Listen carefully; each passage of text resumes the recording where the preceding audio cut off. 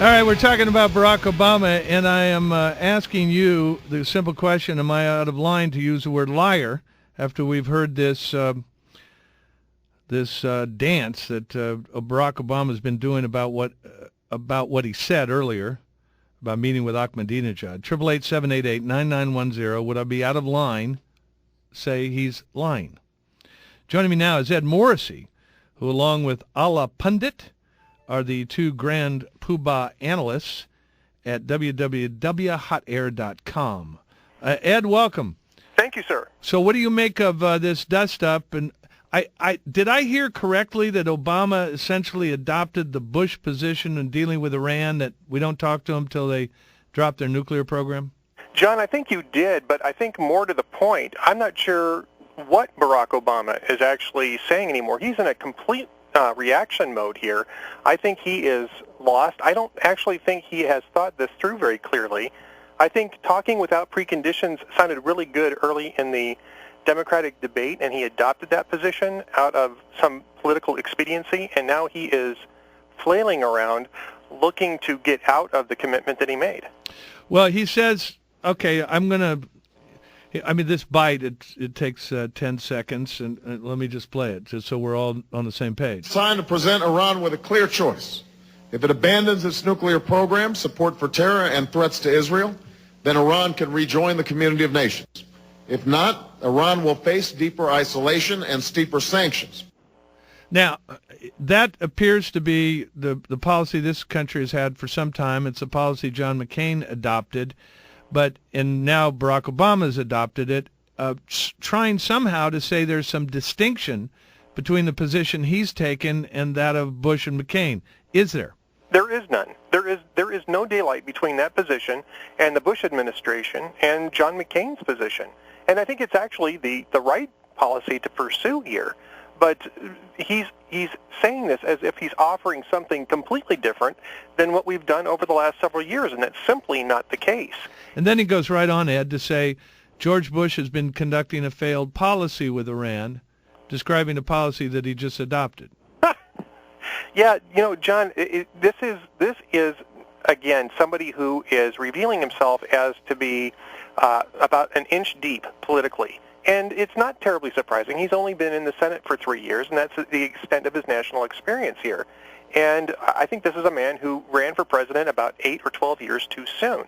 He just simply doesn't understand what's going on. He's obviously not studied this very carefully because, as you say, the policy he just iterated is exactly the policy that the Bush administration has been pursuing since 2003, and is continuing to pursue. So there's no difference whatsoever, and yet he's claiming that somehow the addition of Barack Obama is going to transform that policy into something completely different, which it isn't. Now, Ed, he upped the ante by throwing Hamas into the mix. Let's listen to what he said about no Hamas. John McCain has repeated this notion that I'm prepared to negotiate with terrorists.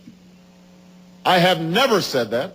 I have been adamant about not negotiating with Hamas, a terrorist organization that is bound to destroy Israel and won't recognize them. In fact, the irony is, yesterday, just as John McCain was making these attacks, a story broke that he was actually guilty of the exact same thing that he is accusing me of, and in fact was saying that maybe we need to deal with Hamas.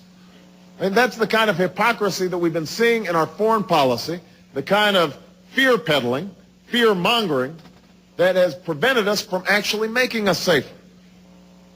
They're trying to fool you and trying to scare you, and they're not telling the truth. And the reason is because they can't win a foreign policy debate on the merits. Wow. Wow. And now, so sort this out with Hamas. I mean, McCain is on record. He was being interviewed by Jamie Rubin, the guy who used to work for Madeleine Albright.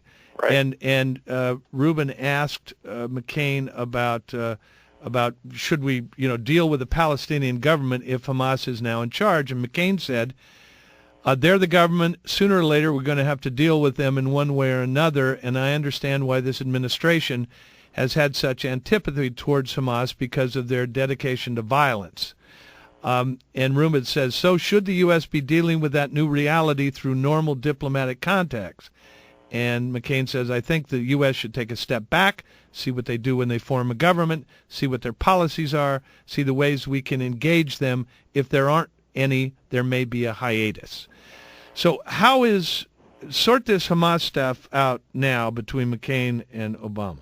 Well, here you have John McCain, again, pretty much iterating what American policy was then and now, which was that if Hamas will drop its support for terrorism, if it will renounce its claim to destroy Israel and negotiate as a political party in a peaceful manner, be a partner for peace, then the American government would be inclined to engage them. That is no different than what the American policy has been. I mean, that was the exact same policy that John McCain talked about with CNN in an interview on the very same day, and a press release that John McCain put out the day that Hamas won the election, which was that we would be engaging with them if they transformed themselves into a political party, renounced violence, recognized Israel, and worked as a partner for peace. This is not brain surgery. This is American policy. Okay, so the hypocrisy charge is bogus,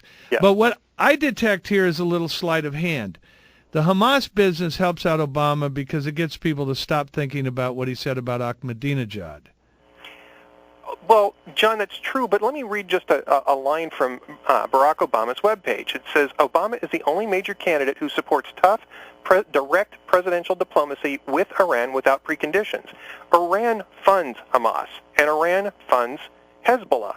So if he's saying that, well, I won't talk to Hamas, he's still going to have direct presidential connections with the people who fund Hamas without preconditions, without first saying, stop funding Hamas or stop funding Hezbollah, and then we'll talk. And that is exactly what is on his website. That's exactly what he said in the YouTube debate, and it's the polar opposite of what he claims his policy is now. You know, Ed, in presidential campaigns and when these guys get on the road, they say a lot of stuff. And we've seen many candidates, even some we like, fudging things here and there. Yes. How is this episode about this foreign policy debate, which apparently Obama wants to have? I mean, he's anxiously engaging McCain and Bush on this. How is this? Is this more or less what presidential candidates do, or is there something unusual about this? Well, I think this goes a little beyond what the fudging that will go on. Usually that kind of fudging is limited to domestic policy. Foreign policy is usually pretty clear, and we're talking about broader concepts here. We're not talking about the minutia of a federal breakdown of subsidy payments. This is fairly clear conceptual issues that we're talking about. And so when you have this thing where you have Obama in July saying, I want direct presidential contact with Ahmadinejad, Fidel Castro, Hugo Chavez without preconditions, and then in May of the next year he's saying I never said that. That's a 180-degree turn. That's a little bit more than the normal fudging here.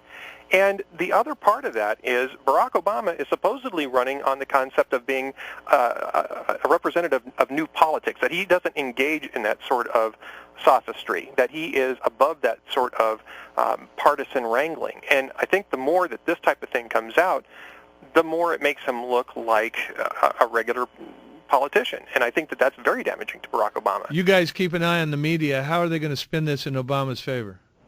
Well, I think they're going to focus on what Jamie Rubin said in the Washington Post today. I think that they will continue to ignore the larger context of what McCain was actually saying in January of 2006.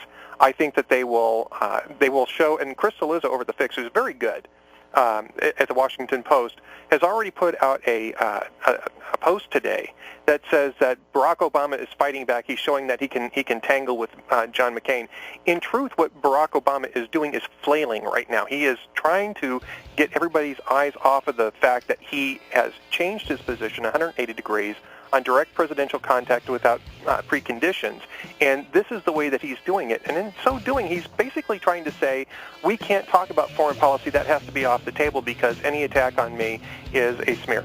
Ed Morrissey, hotair.com. Check him out, Ed. Thanks a lot. We come back. Obama, is he lying or not?